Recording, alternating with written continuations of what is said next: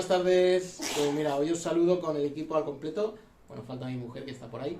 Y algunos me decís que no les vamos a conocer, que se van a haber hecho muy grandes y todo eso. Así que bueno, aquí están para que les veáis bien la cara.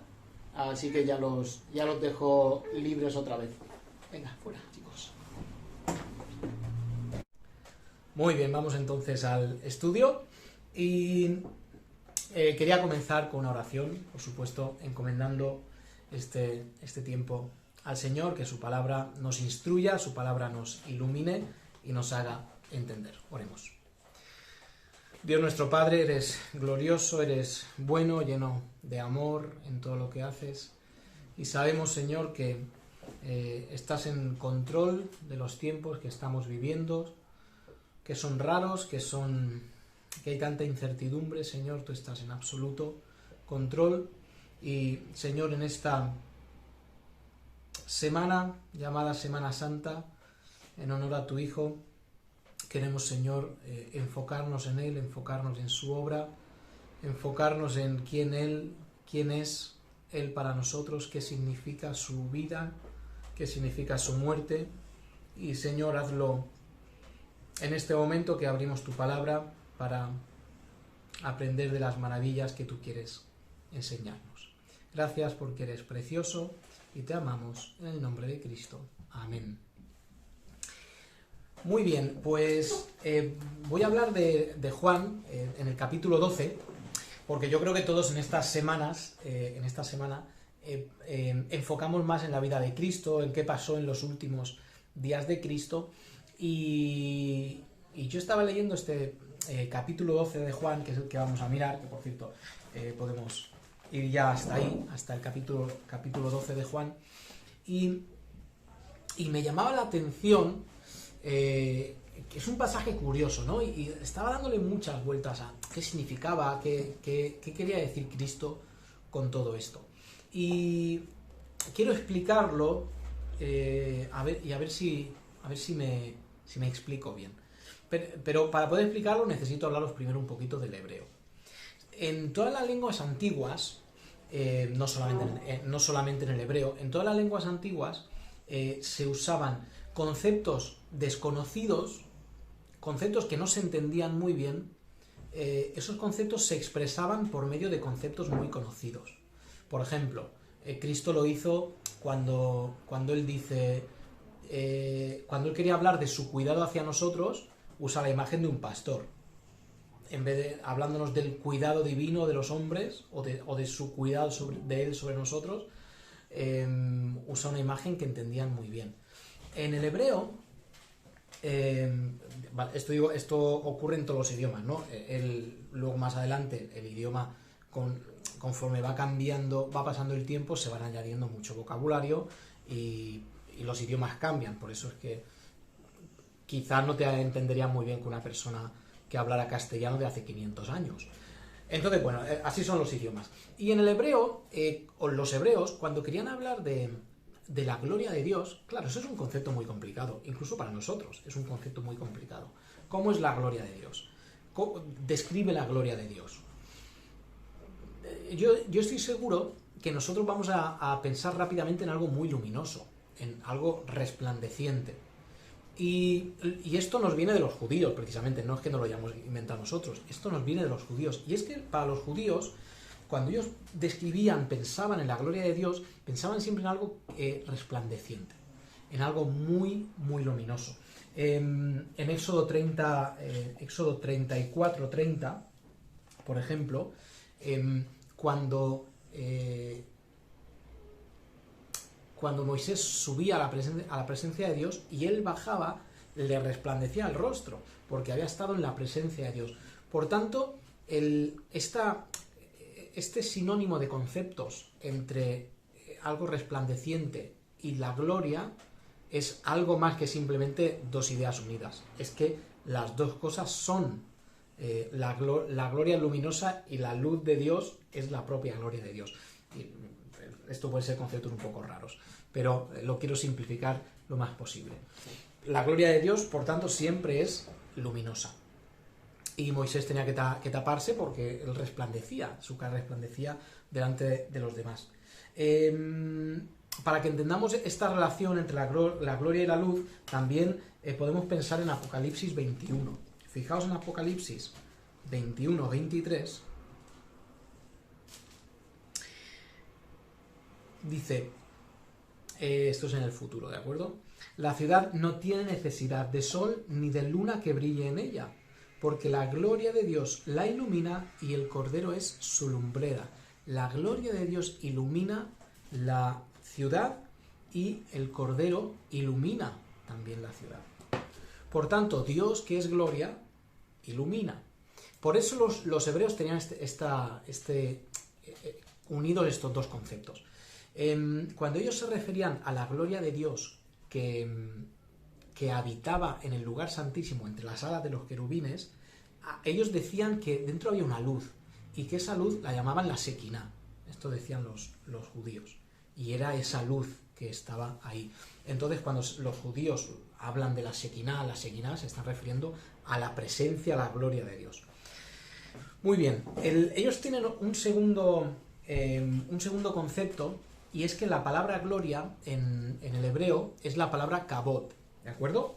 Y cuando se habla la gloria de esto, la gloria de esto, la gloria de esto, se usa la palabra kabod. Y esa palabra kabod quizá nos suene por Icabod, que es el nombre de uno de los hijos de Elí. Fijaos en 1 de Samuel, capítulo 4, capítulo 4, 1 de Samuel, capítulo 4, a ver, si me escapa Samuel, aquí.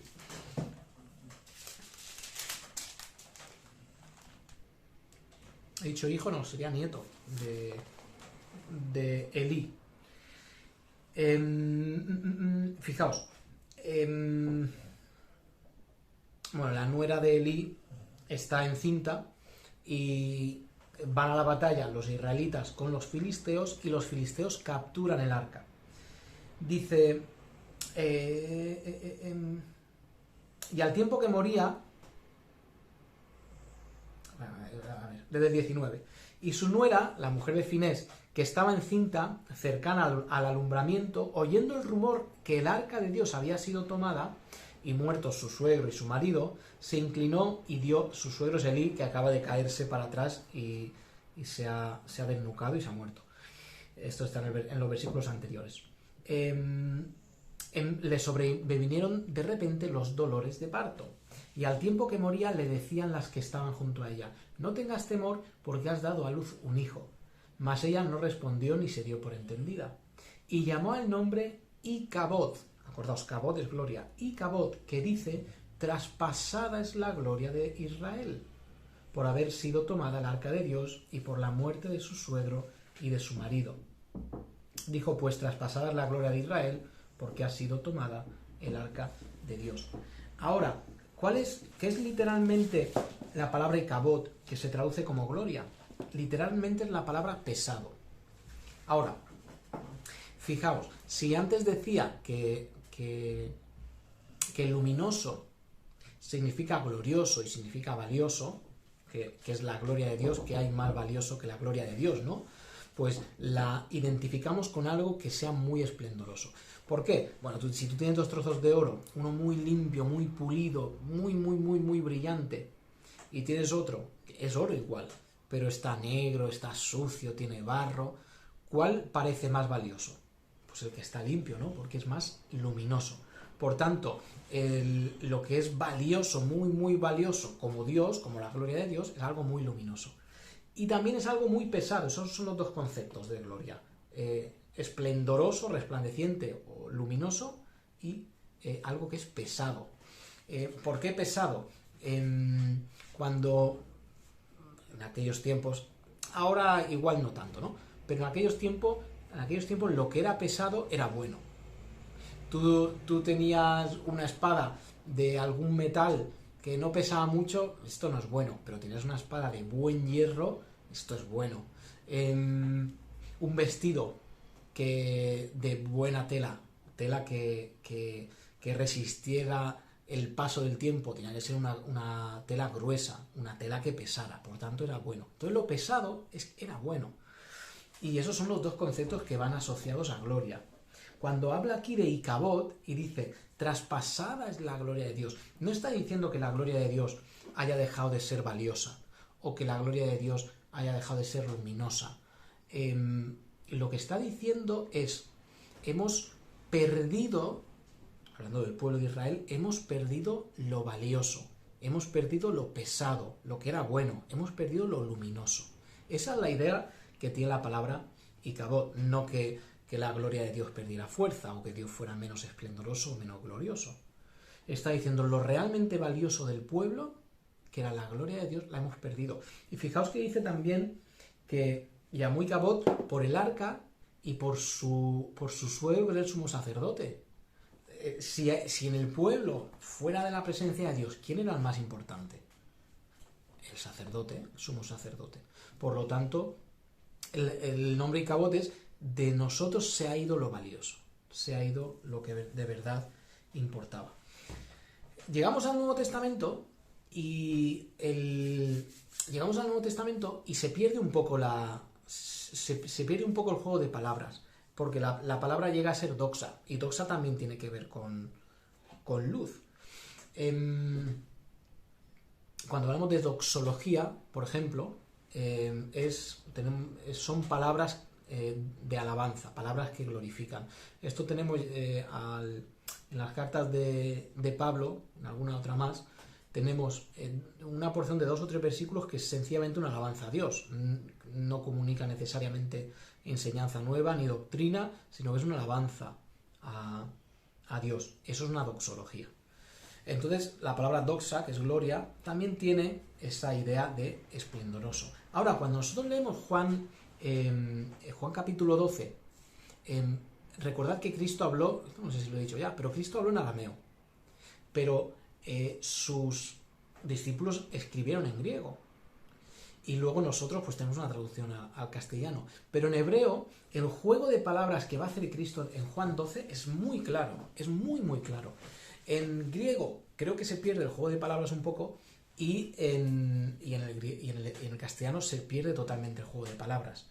Así que vamos a leer Juan 12 y no todo el capítulo, vamos a leer una porción pensando en todas las alusiones, todas las veces que se mencionan conceptos de gloria, luz, oscuridad, y creo que tiene algo muy bonito que revelar este pasaje cuando lo vemos desde la perspectiva correcta. Vamos a leer desde... Ay, que pongo esto. Que me muevo mucho aquí. A ver. Aquí. Venga, vamos a leer Juan capítulo 12.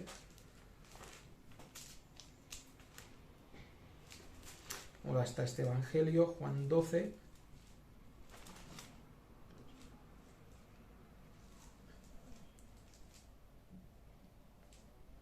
Vale.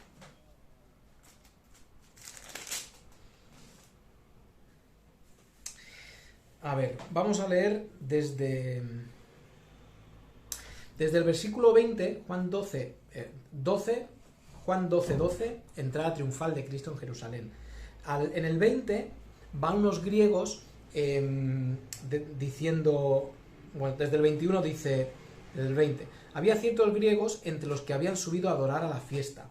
Estos pues se acercaron a Felipe, que era de Betsaida de Galilea, y le rogaron diciéndose, Señor, quisiéramos ver a Jesús. Y Betsaida nos dice la historia que fue una ciudad de origen griego, fundada por los griegos, o repoblada por los griegos, realmente sería el término exacto, repoblado por griegos. Por tanto, habría mucha presencia griega. Entonces, Felipe, siendo de Betsaida, seguramente hablaría muy bien el griego.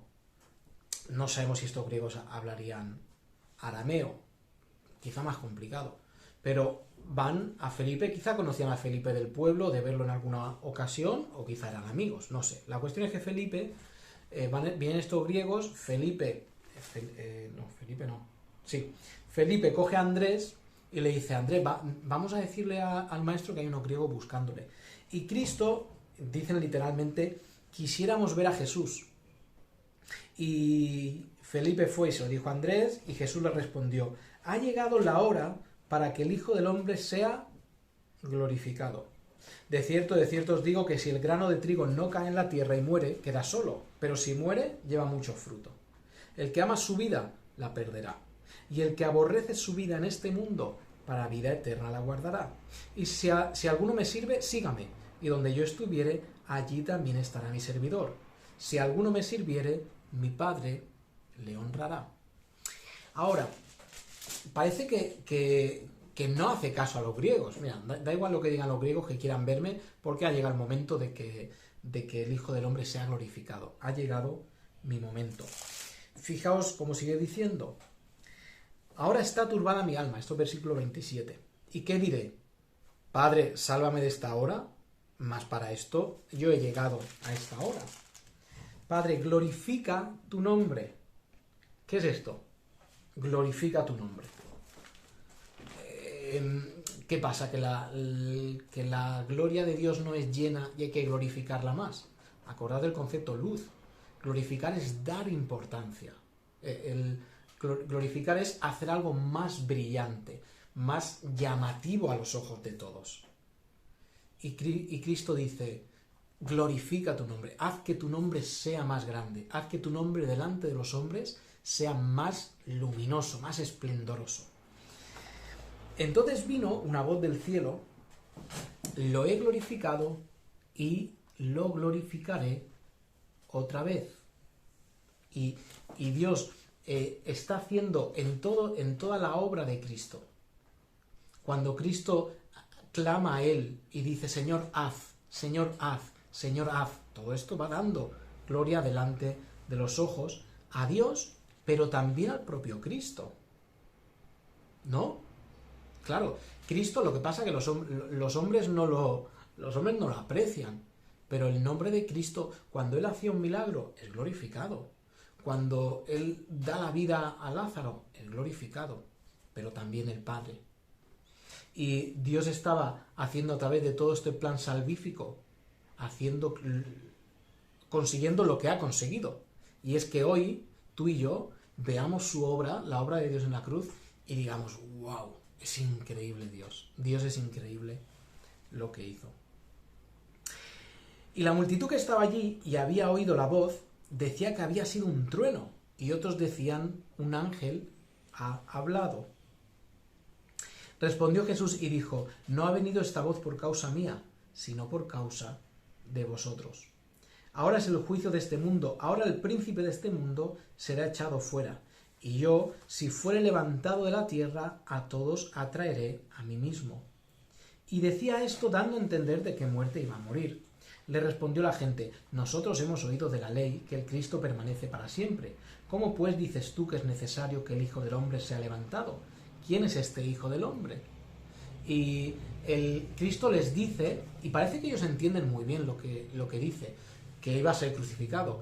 Y ellos dicen, no, si tú eres el Hijo del Hombre, si tú eres quien dices ser, tienes que permanecer, no puedes morir.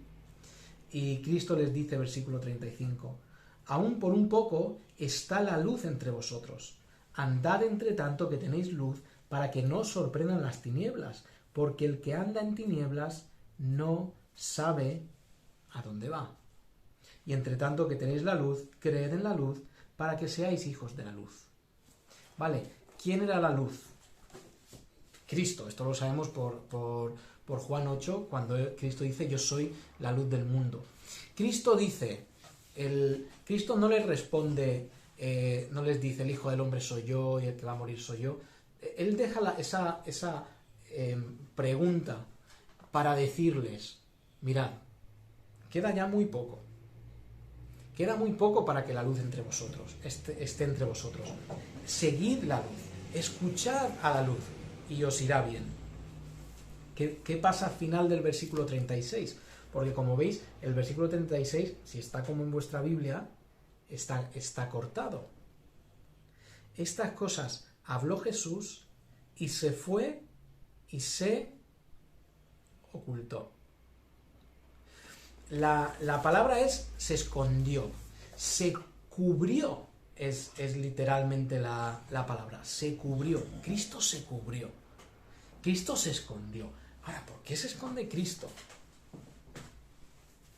¿Por qué tenía miedo? ¿Miedo de qué? Su vida en ese momento no estaba... Justo en ese momento, unos días más adelante sí, pero en ese momento no estaba corriendo ningún riesgo. Cuando... fijaos qué bonito esto. Solamente hay otra vez en los evangelios que nos dice que Cristo se escondió. ¿Y cuándo es? En Juan 8, cuando él está diciendo: yo soy la luz del mundo. ¿Casualidad? Yo creo que no. Y fijaos, él está en Juan 8, las dos cosas que Cristo dice son las dos cosas que él va a decir en Juan 12. Lo mismo. Él dice: yo soy la luz del mundo. Más adelante dice: mira, antes de que Abraham fuese, yo soy. Está diciendo: mira, yo soy la luz del mundo, y está diciendo: yo soy Dios. Cuando seguimos leyendo, damos un salto, cuando seguimos leyendo en el capítulo 12, el versículo 45, dice: el que me ve a mí, ve al que me envió. ¿Qué está diciendo aquí? Yo soy Dios. Versículo 46, yo la luz he venido al mundo. Está diciendo las dos cosas que en el capítulo 8 dijo, y en ese momento se tuvo que esconder porque lo iban a apedrear. Estaba en el templo y nos dice que se escondió y se fue. Ahora, porque en ese momento lo iban a apedrear y tenía cierto sentido esconderse, pero ¿por qué se esconde ahora? ¿Por qué Cristo deja la conversación como a medias y se esconde? Esto da que pensar, ¿no? ¿Qué razón? Él podía haberse ido de un montón de formas. Él podía haber dicho: el Señor os bendiga, me voy. Podía haber dicho: recoged que nos vamos. Podía haber hecho muchas cosas. Pero el evangelista Juan quiere decirnos que él se escondió. Ahora, yo creo que esto tiene sentido. Creo que hay una razón, y creo que Cristo está haciendo, está escenificando lo que está diciendo. Esto es lo que yo creo que está pasando.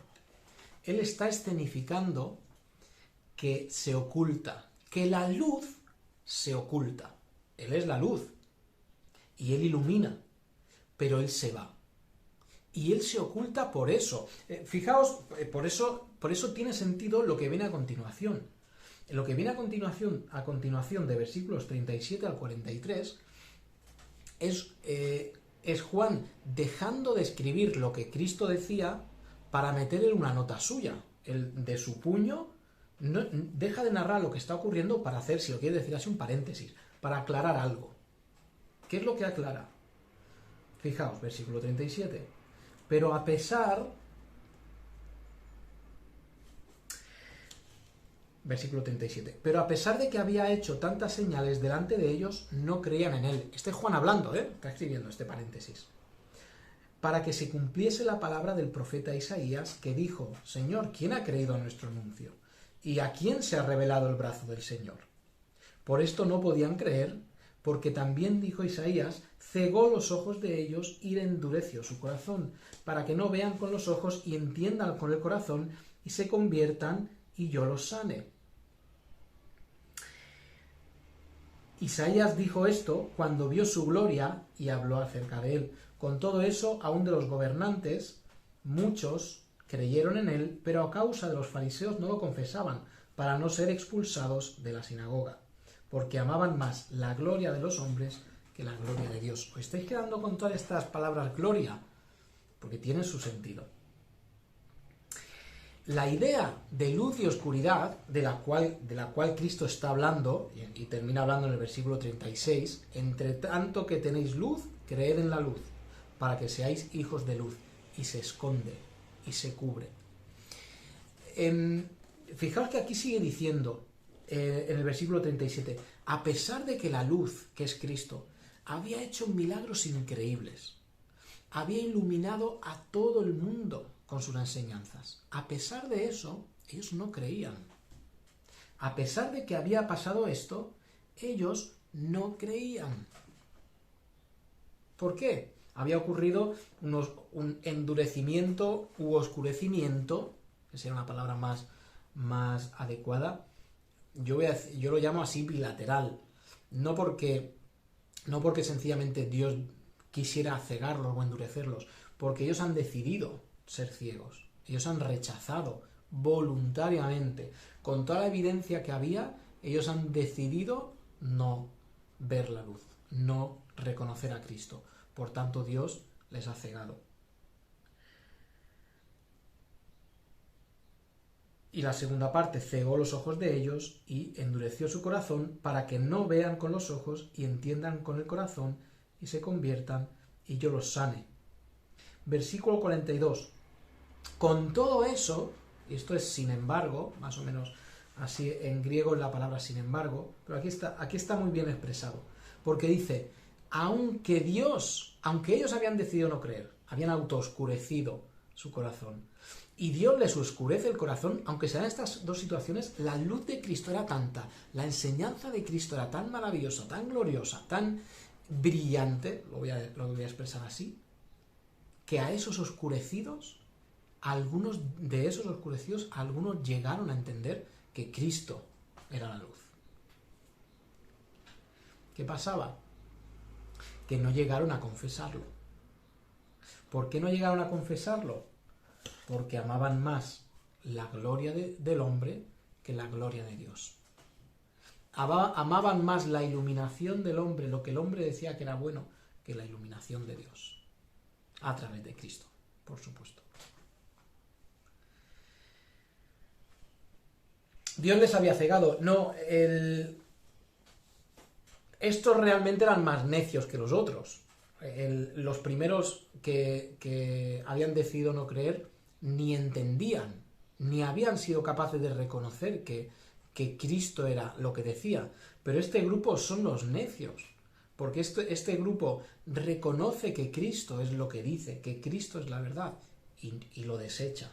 Esto es la necedad doble. No es más necio, ya enfocándonos en nosotros, no es más necio el que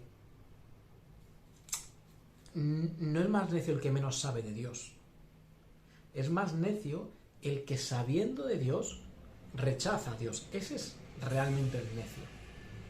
Porque él entiende que hay un juicio, él sabe que hay un juicio, pero le da igual. Esa es la auténtica necedad. Por tanto, estos hombres, los del final, amaban más la gloria de los hombres, o la vanagloria de los hombres, podríamos decir así, la gloria vacía, la gloria falsa de los hombres, que realmente es oscuridad, no gloria, es oscuridad, más que la luz de Cristo, la gloria de Cristo. Dice después, en el 44, Jesús clamó y dijo, el que cree en mí, no cree en mí, sino en el que me envió. Y el que me ve, ve al que me envió. Quería decir esto del versículo 44. Más cosas curiosas de este capítulo. Por eso yo he tenido que pensar y meditar y estudiar mucho en esta porción. Versículo 44. Jesús clamó y dijo, el que cree en mí, no cree en mí, sino en el que me envió. Aquí hay una curiosidad. La curiosidad es, ¿Jesús clamó? ¿Por qué no Jesús dijo? La palabra clamó es la palabra gritar en griego. No es decir sencillamente. Aquí específicamente usa la palabra gritó. Jesús gritó diciendo.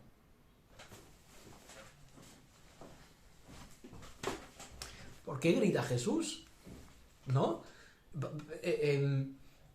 Bueno, esta palabra, esta misma palabra gritó, es cuando Cristo se acerca a Jericó y sale Jesús, hijo de David, ten misericordia de mí, y todo el mundo, calla, calla, hombre, calla, loco, Jesús, hijo de David. Son esos gritos, a grito pelado. ¿Quién más? Cuando los judíos gritaban crucifícale, crucifícale, usa la misma palabra, gritando.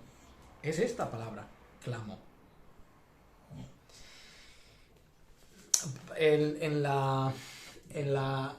Cuando los discípulos van en la barca y viene Jesús andando y creen que es un fantasma, gritaban, ¡socorro, socorro, un fantasma, un fantasma! Pues todo esto, todas estas palabras gritar, es lo que hizo Cristo aquí. ¿Por qué grita Cristo?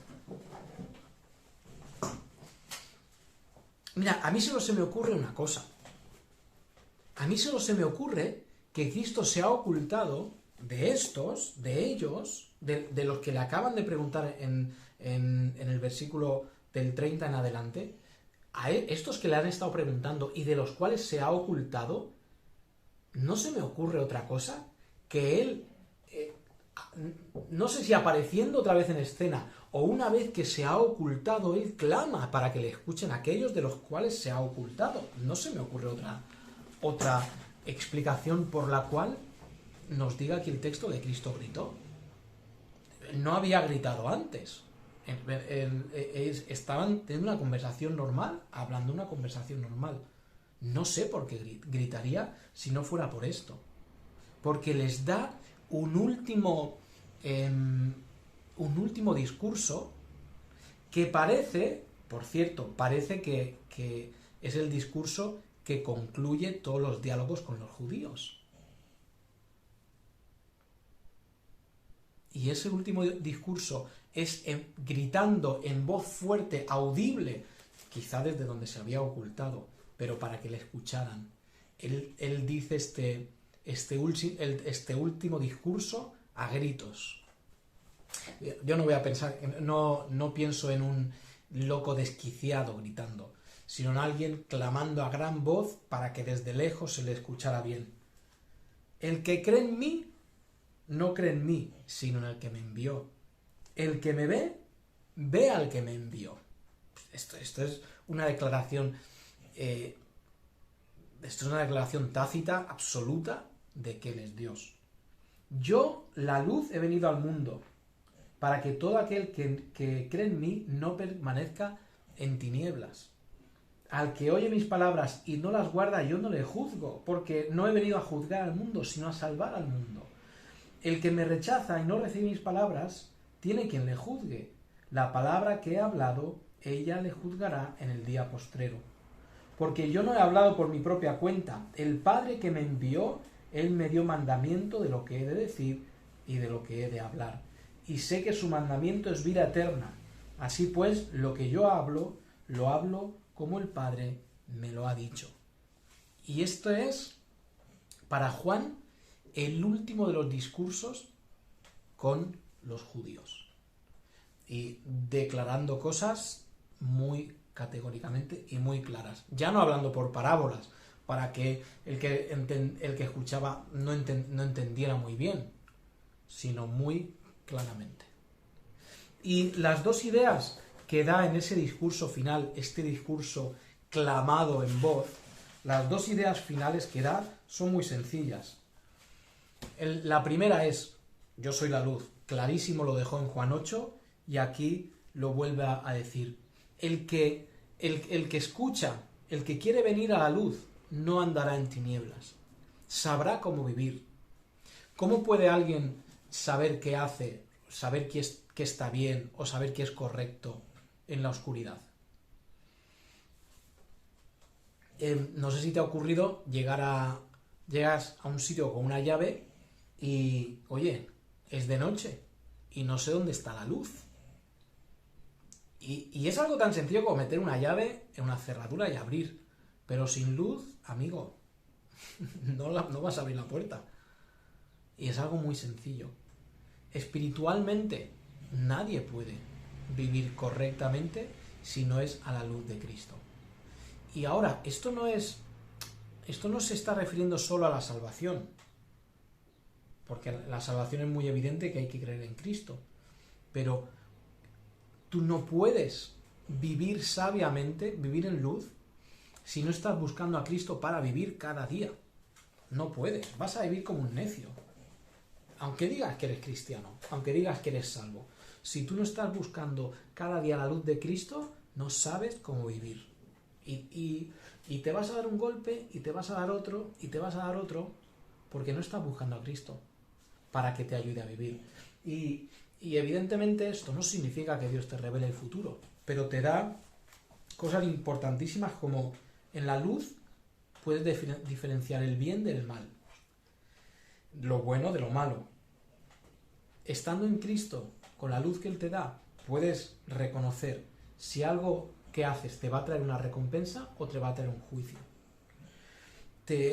Estando en Cristo vas a saber si algo es de verdad valioso o si tiene un valor eterno. Vas a saber que es sabio y que es necio. Vas a saber mucho sobre las consecuencias de lo que haces. Vas a aprender un montón de principios que Él nos enseña, como por ejemplo el sometimiento, que es uno de los principios a seguir. Vas a saber sobre cómo debe ser un ciudadano, cómo debe ser el esposo, cómo debe ser la esposa, cómo debe ser el hijo. Vas a aprender muchísimas cosas que te van a dar luz. A lo que a nosotros nos interesa es la luz del futuro, ¿no? Saber lo que va a pasar mañana. Tenemos un montón de principios que nos vienen de buscar a Cristo. Por eso, busquemos a Cristo. Y el que está, como dice el texto, el que cree en mí no permanece en tinieblas. Está en la luz el que cree en mí. Y luego, esto se refiere a que en esta vida está en luz, no está en tinieblas. Pero trasciende a lo futuro, trasciende a lo eterno. Él decía, yo soy la luz de ahora. Yo he venido a traer vida. Pero mis palabras, que son las de mi Padre, han venido a traer juicio. Mi obra ha venido a traer vida. Mis palabras han venido a traer vida, pero a traer juicio también. Porque son las palabras de mi Padre. El que está en Cristo, el que está en la luz, en vida, está en la luz en muerte. El que en vida está en oscuridad, porque está sin Cristo, su final será en oscuridad también. Que por cierto, el infierno es un lugar de oscuridad. Igual que el cielo está iluminado por la presencia, por la gloria de Dios, el cielo es un lugar de oscuridad. Lo dice 2 de Pedro 2.4, 2.17, Judas capítulo 1, versículo 6, versículo 13, Mateo 8.12, Mateo 22 y otros tantos versículos nos dicen que el infierno es un lugar de oscuridad. Por tanto, el que en oscuridad ha vivido en la tierra porque no ha tenido a Cristo, en oscuridad pasará a la eternidad. Atención a esto que estoy diciendo. Si tú dices que eres creyente, pero en tu vida diaria no buscas a Cristo para tener la luz a diario, no sé si eres creyente. Acuérdate que el ser cristiano no es haber tomado un paso en el futuro. En cierto momento, en el 1980 y pico, yo dije, eso no es ser creyente. Ser creyente es vivir día tras día tras día buscando la luz de Cristo. Por tanto, Cristo es la luz. Si nosotros andamos con Cristo, viviremos con Cristo. Dice un par de cosas mal el texto que lo dejamos para otro día, que sería bonito decir, pero hoy ya no. ¿Quieres ser glorificado con Cristo? Hablamos los creyentes de ese día final con Cristo, de ser glorificados. Nosotros seremos glorificados, seremos iluminados y seremos puestos en importancia, porque seremos glorificados.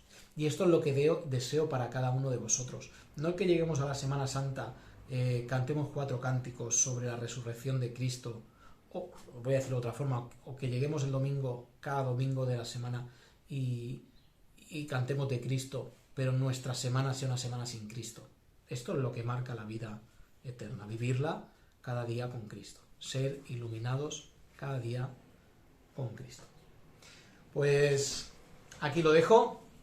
Espero que haber expresado bien este pasaje que se me antoja un poquito complicado, pero Dios en su maravilla nos da entendimiento para ir día a día conociendo y aprendiendo un poquito más de su palabra. No digo más, solamente que el Señor os bendiga y nos veremos el domingo, si Él lo permite.